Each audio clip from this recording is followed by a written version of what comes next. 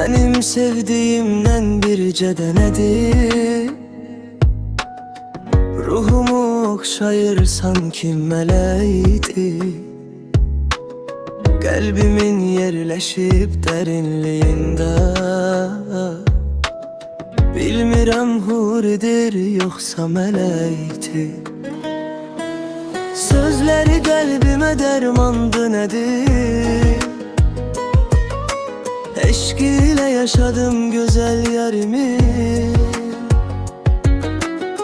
Nece de güzel sen nur üzlü yarım. Sevim şirinliğine doymayıram ben. Şirin sözlerinden doymayıram ben. Güzel de gözlü şirin sözlü meleğim.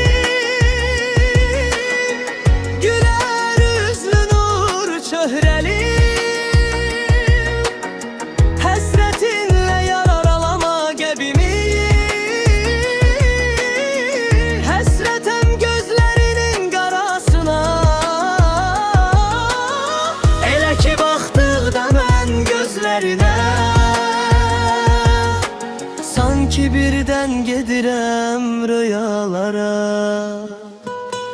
Senli rüyalar yaman güzel olur. Sanki hayattaki tek el ele, göz göz olmuş kimi xoşbəxtəm. Senle olan her günüme, her anıma. Yaxşı ki senli keçir sevgi dolu dünyamız.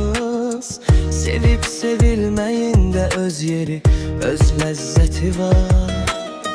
Her anının özünün mənası var, hikmeti var.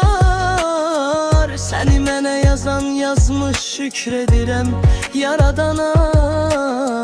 Necə də gözəl yazmış, sanki mələk simasıdır. Sevginlə var oluram, sevgi dolu gözəl yarım. Necə də gözəl yazmış, sanki mələk simasıdır. Sevginlə var oluram, sevgi dolu gözəl yarım.